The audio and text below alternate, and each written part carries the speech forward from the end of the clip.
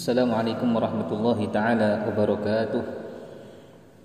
Hamdan wa syukran lillah, nahmaduhu wa nasta'inuhu wa nastaghfiruh, wa na'udzu billahi min syururi anfusina wa min sayyiati a'malina. May yahdihillahu fala mudilla lahu wa may yudlil fala hadiya lahu. Allahumma shalli wa sallim wa barik wa 'azzim ala habibina wa syafi'ina wa qurrati a'yunina Muhammadin wa ala alihi wa sahbihi ajma'in. Rabbi shrah li sadri wa yassir li amri wahlul 'uqdatam min lisani yafqahu qawli wa saddid lisani wahdi qalbi bi haqqi sayyidina Muhammad sallallahu alaihi wasallam wa sahbi wal ali amma ba'd.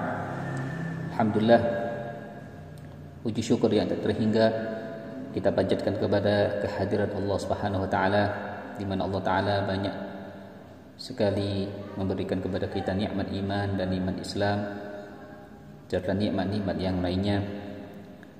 Semoga nikmat-nikmat itu Allah berikan kepada kita sehingga kita juga bisa bersyukur atas nikmat-nikmat itu, dan kita menjadikan nikmat-nikmat itu menjadi perantara kita semakin dekat kepada Allah Subhanahu wa taala. Amin ya rabbal alamin.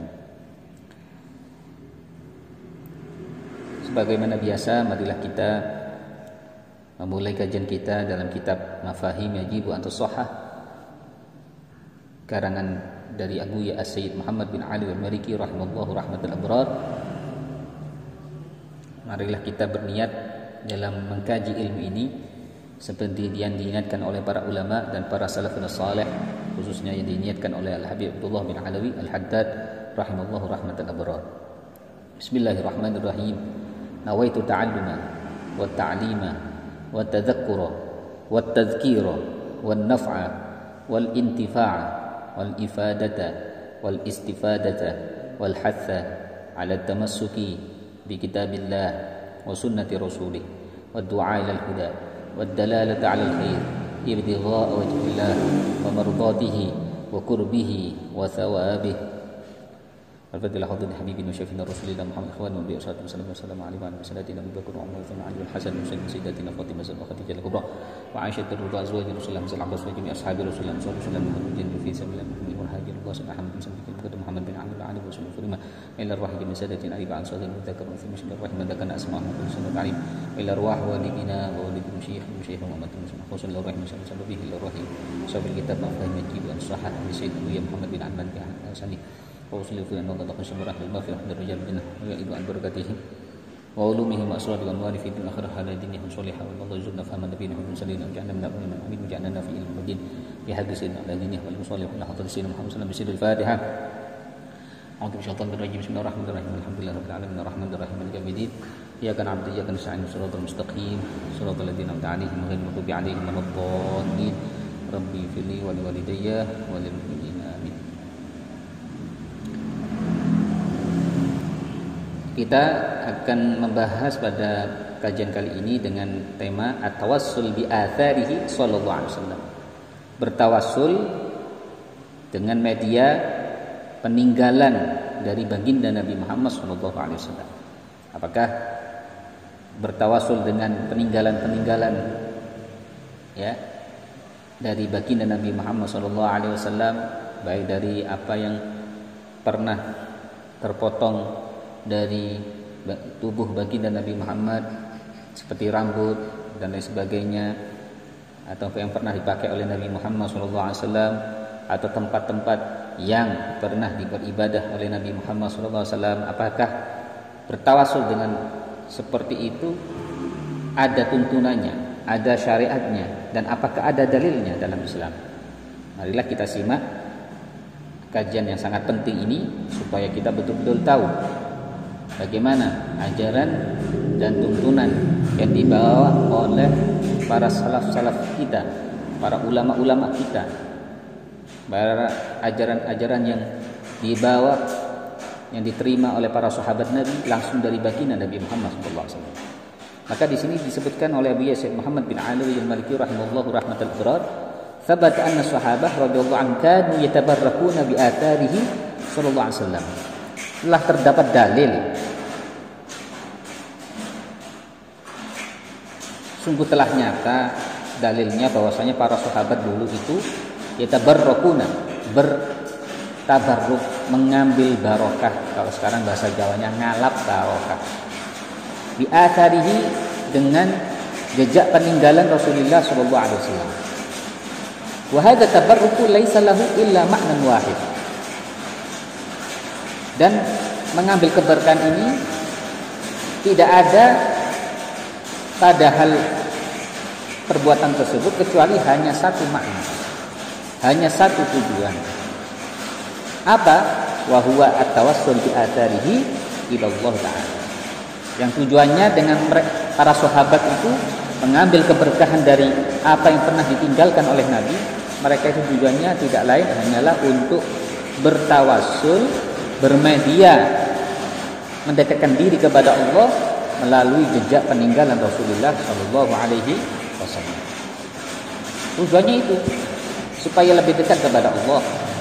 Tujuannya satu, yaitu supaya Allah cinta kepada mereka dan mereka menjadi tambah dekat dengan Allah. Ya anna tawassul yad'u ala wujuhin katsiratin la ala wajhin wahidin. Karena namanya tawassul itu terjadi dengan cara yang banyak. Bukan hanya satu cara, satu sisi saja. Jadi cara tawassul itu ya sungguh sangat banyak untuk bisa dilakukan oleh setiap orang muslim. Dan itu juga dilakukan oleh para sahabat. Nanti kita akan betul-betul memahami ya bahwasanya tawassul itu bukan ya hanya digambarkan dengan satu media saja atau satu cara saja. Afatarahum yatawassaluna bi atharihi wa la yatawassaluna bi sallallahu alaihi wasallam?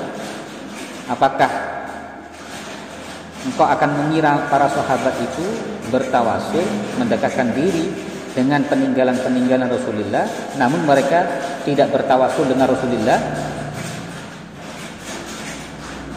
Harus dipahami dulu sebelum kita memahami. Kan ini kita membahas bertawassul dengan peninggalan-peninggalan Nabi. Apakah kau nanti akan punya pikiran tuh, para sahabat kok mengambil barokah lewat peninggalannya Nabi, kok gak kepada nabinya? Apakah kau berpikir seperti itu? Nah, ini harus betul-betul dipahami. Ini pemikiran yang juga pertanyaan yang salah. Hal yasih ayutawassal bil far'i wa la yasuh bil asli? Apakah boleh bertawassul dengan sesuatu yang sifatnya bukan sumbernya? Ya. Apakah boleh? Wa la yasihu bil asl, dan tidak boleh bertawassul dengan sesuatu yang langsung kepada sumbernya. Jadi nanti kalau misalkan kita punya, gak boleh kalau pakai peninggalan nama Nabi, kalau sama Nabi boleh. Ya, kok bisa begitu? Kalau sama sumbernya kita kemarin sudah bahas banyak, mayoritas ulama mengatakan boleh semuanya dengan Rasulullah SAW. Bahkan sekelas Imam Syaukani, sekelas Imam Ibnu Taimiyah, bahkan sekelas Imam Muhammad bin Abdul Wahhab, ya, itu membolehkan bertawassul dengan Nabi Muhammad SAW. Yang sudah kita pahami Nabi Muhammad adalah sumber dari segalanya, sumber ilmu, sumber keberkahan dan sebagainya. Lantas kalau kita sudah mengatakan bahwasanya boleh bertawassul dengan Nabi dengan yang sumbernya, lantas apakah apa yang berkaitan dengan Nabi itu dikatakan tidak boleh? Nah, di sini akan kita lebih jelas akan memahami. Hal yasihu an yatawassal bil athari alladhi masyurrifa wa la udhima wa la kurrima illa bi sababi sahibihi Muhammad sallallahu alaihi wasallam? Apakah juga boleh dibuat tawassul, dibuat media perantara mendekatkan diri kepada Allah dengan peninggalan yang dia itu sejatinya tidak dimuliakan, tidak diagungkan, ya, kecuali media tersebut diagungkannya tadi, dimuliakannya tadi sebab pemiliknya, yaitu Nabi Muhammad SAW. Kemudian ada orang yang berpendapat yang mengatakan dengan sembrono, innahu la yasihu an yatawassal bihi. Sesungguhnya dengan peninggalan Nabi itu tidak boleh dijadikan media tawassul. Maka ini adalah sebuah buhtanun azim, kata Syekh Muhammad. Ini adalah ya istilahnya dusta yang besar, kebohongan yang sangat besar. Dan kenapa? Kok bisa? Kita sudah sepakat dan bahkan mengatakan kalau sama sumbernya, sama Rasulullahnya, kepada zatnya Nabi itu kita sepakat boleh bertawasul dengan beliau.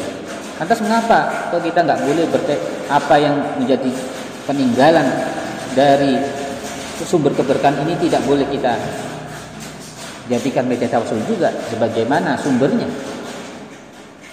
Maka ini sesuatu yang tidak ketemu, ibarat seperti sesuatu yang kontradiksi. Wa nususul waridah fi hadzal bab katsirat, dan harus dipahami nas-nas dalil-dalil yang datang di dalam bab ini mengenai pembahasan tentang ini sangat banyak sekali. Naqsasi ala asyariha, nanti akan kita munculkan yang paling terkenal, yang paling masyhur di antara para ulama. Wa hadza Amirul Mukminin Umar bin Khattab radhiyallahu anhu yahrisu kullal harsi ala an yudfana bi qurbi Rasulullah sallallahu alaihi wasallam. Lihatlah contoh salah satunya adalah Amirul Mukminin Sayyidina Umar bin Khattab. Beliau sangat-sangat antusias, sangat-sangat berkeinginan an yudfana bi qurbi Rasulullah, untuk dikebumikan, dikuburkan ketika meninggal di dekat pusara Rasulullah sallallahu alaihi wasallam lamma hadratul wafat, nanti ketika beliau dipanggil oleh Allah meninggal dunia. Lantas fa'ba'athu waladahu Abdullah, maka demi tujuan keinginan itu Sayyidina Umar bin Khattab mengutus putranya yang bernama Abdullah bin Umar liyasta'dina Sayyidatah Aisyah radhiyallahu anha fi dzalik, untuk meminta izin kepada istri baginda Nabi Muhammad SAW yang bernama Sayyidina Aisyah radhiyallahu anha mengenai keinginannya Sayyidina Umar bin Khattab. Karena memang sejatinya kan Rasulullah meninggalnya, wafatnya ya itu ketika berada di rumah Sayyidina Aisyah radhiyallahu anha, sehingga di tempat itu pula Rasulullah dikebumikan. Sehingga ketika Rasulullah SAW itu meninggal, dikebumikan di tempat itu, Sayyidina Aisyah masih belum pindah. Jadi beliau membagi kamarnya itu yang separuh untuk ya dijadikan makam Nabi Muhammad, kemudian yang sampingnya beliau buat tidur, buat istirahat. Tetap beliau tinggal di tempat itu, tidak sampai beliau keluar dari rumah.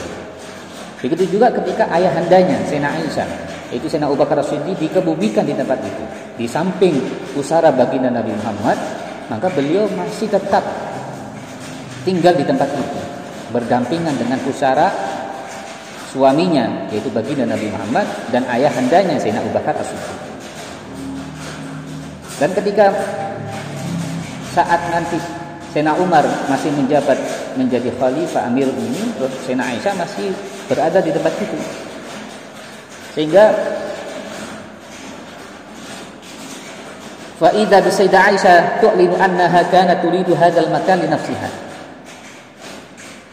Di saat itu pula keinginan Sayyidina Umar untuk bisa berada di tempat itu, nanti kuburannya berada di samping Rasulullah dan sahabatnya Sayyidina Abu Bakar. Ternyata Sayyidina Aisyah juga mengiklankan, ya, memberikan kabar kepada orang lain, kepada orang-orang yang terdekatnya, bahwasanya beliau juga ingin nantinya ketika beliau meninggal dikuburkan di tempat itu.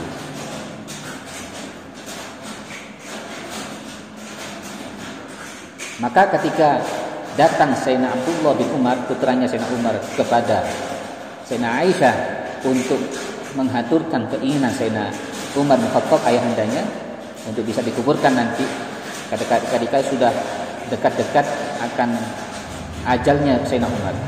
Maka ketika menyampaikan keinginan ayahandanya itu, maka Sayyidina Aisyah mengatakan, kuntu uridu li nafsi, aku dulu punya keinginan untuk bisa dikubur di tempat ini, wala uthirannahu ala nafsi, maka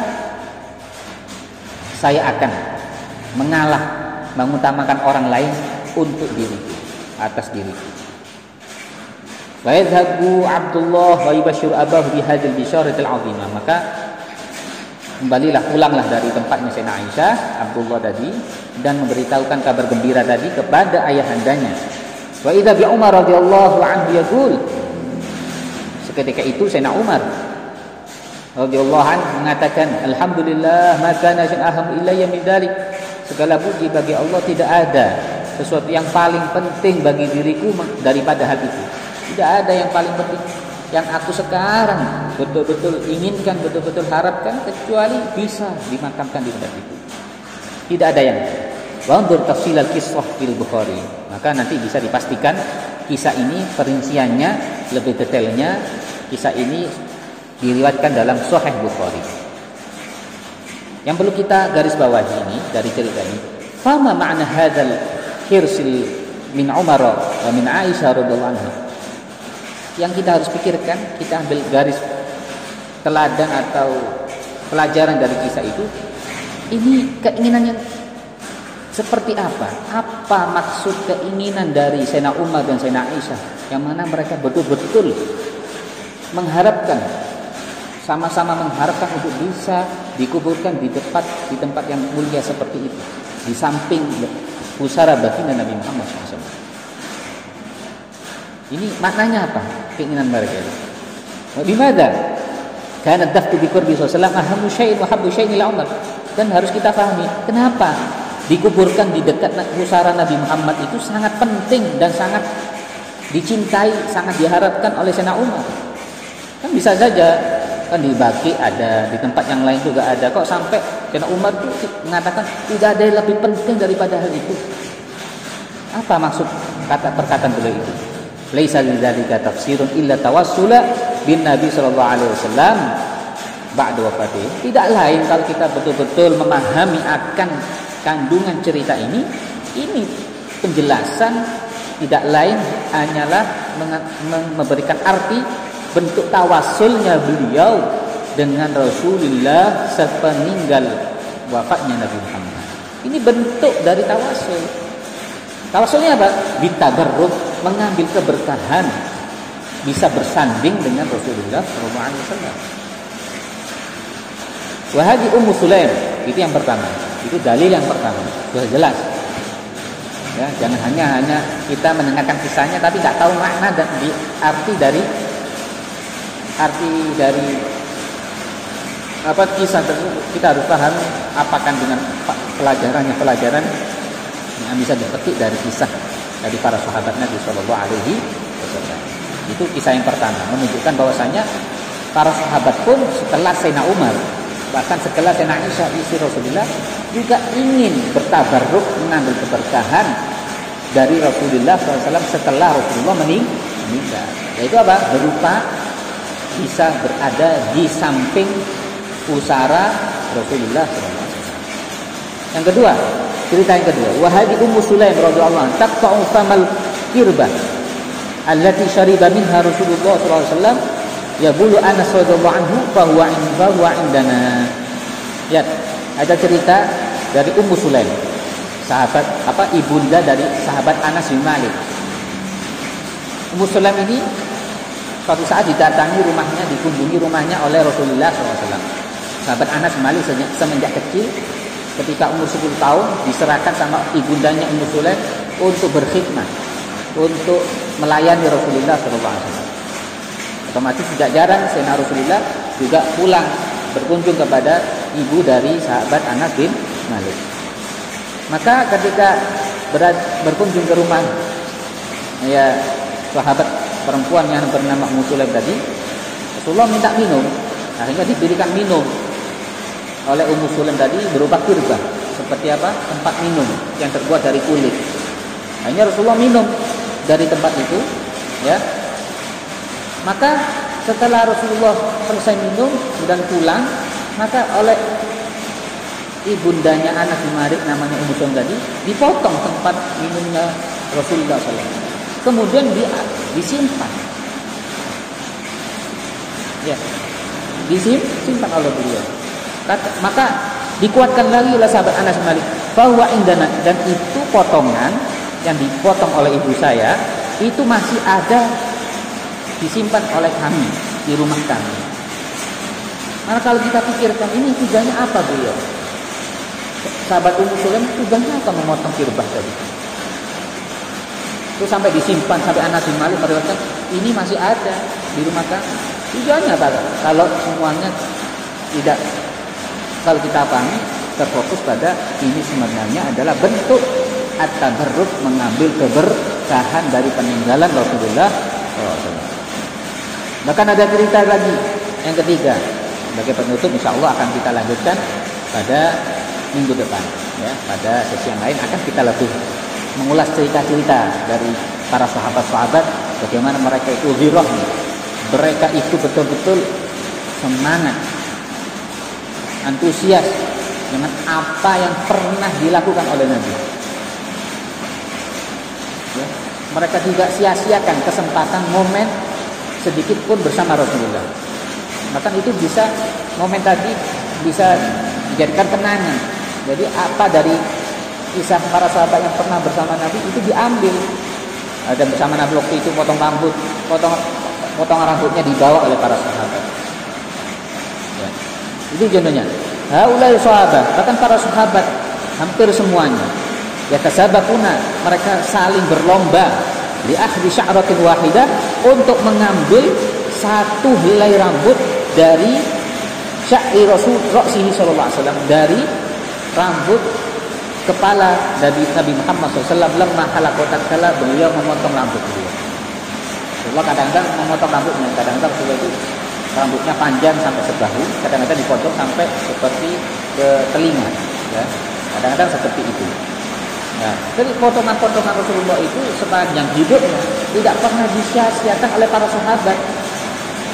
Sehingga ketika para sahabat melihat Rasulullah potong rambut, ya bukan seperti kita ke tukang potong rambut kemudian kita minta potong kemudian rambutnya dibuang begitu saja.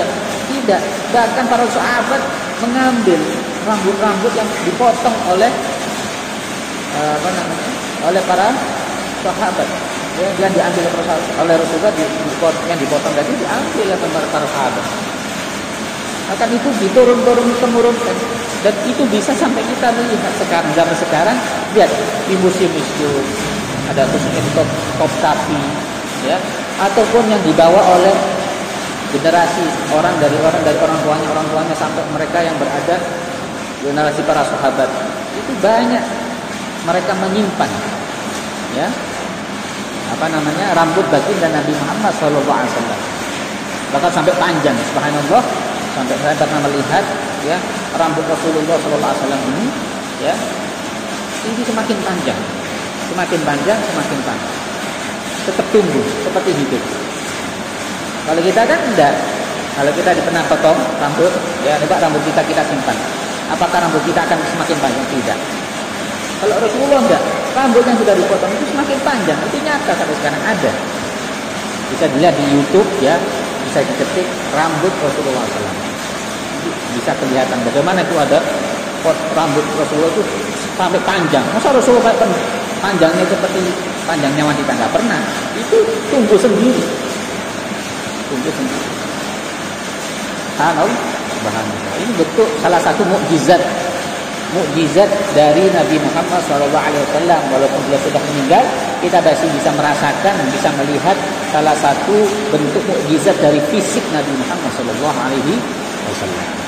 Ya, bahkan ada riwayat bahwasanya karena Rasulullah itu sejatinya nur, cahaya, sehingga beliau itu tidak pernah kalau terkena panas matahari tidak pernah kelihatan ada bayangannya.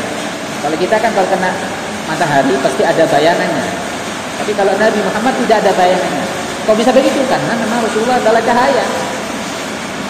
Sampai-sampai rambutnya pun kalau kita betul-betul itu asli, maka kalau kita senter, kalau kita kasih cahaya, itu rambutnya tidak ada di situ bayangan. Tidak ada bayangan. Itu diantara keistimewaan dari salah satu dari keistimewaan dari fisik Nabi Muhammad SAW. Dan itu dipegang pernah sahabat Khalid bin Walid dalam setiap peperangannya. Ya, salah satu di mana beliau, ya, dalam medan peperangan apapun tidak pernah kalah. Ketika ditanya salah satu sebab kenapa kau tidak pernah kalah sampai apa keistimewaan yang kau lakukan, apa keistimewaan rahasianya apa? Ada beliau, aku tidak punya keistimewaan apa kecuali aku ini kalau mau setiap peperangan selalu aku bawa potongan rambut Nabi Muhammad SAW. Sampai-sampai suatu saat ya, ketika beliau menyimpan potongan rambut tadi itu disimpan di imamahnya beliau. Ya, seperti kopiah tempat di kepalanya beliau, Sayyidina Khalid bin Walid. Suatu saat itu terjatuh di medan peperangan. Maka dalam suasana yang genting tadi itu, beliau tadi itu Sayyidina Khalid bin Walid bukan sibuk mau berperang, sibuk membunuh musuh. Maka beliau itu sibuknya apa? Mencari itu tadi, mencari kopiahnya itu tadi, imamahnya tadi yang jatuh, yang di situ ada rambut Sayyidina Rasulullah. Sehingga ditanya setelah engkau sibuk kenapa, engkau apa yang kau cari, kenapa kau malah seperti sibuk sendiri, tidak bingung, tidak fokus kepada musuh. Ingatlah, ada lebih penting daripada ini. Apa itu? Aku kehilangan potongan rambut baginda kekasihku Nabi Muhammad SAW, yang mana itu lebih penting bagi diriku daripada musuh-musuh yang ada di kampung itu. Karena aku khawatir kalau ini sampai diinjak, saya tidak rela rambut baginda Nabi Muhammad dihinakan atau diinjak. Lihat bagaimana sang kekasih mencintai kekasihnya setulus seperti itu. Ya, hanya masalah rambut. Kalau kita pikir ini hanya rambut, tapi bagi para sahabat rambut bukan hanya sekedar rambut. Itu bukan, itu mengekspresikan kecintaan mereka kepada baginda Nabi Muhammad Shallallahu Alaihi Wasallam yang selalu berada di pelupuk mata mereka, di hadapan mereka Nabi Muhammad Shallallahu Alaihi Wasallam. Itu mungkin yang bisa kita sampaikan pada kajian ini. Kita bermanfaat untuk kita semuanya. Semoga kita bisa mengambil pelajaran dari itu semuanya, dan kita masuk dalam golongan orang-orang yang betul-betul bisa mengambil barokah dari jejak langkah para salafun saleh, para orang-orang mulia, khususnya bisa mengambil berkah dari baginda Nabi Muhammad sallallahu alaihi wasallam. Amin ya rabbal alamin. Itu saja yang bisa kami sampaikan. Assalamualaikum warahmatullahi wabarakatuh.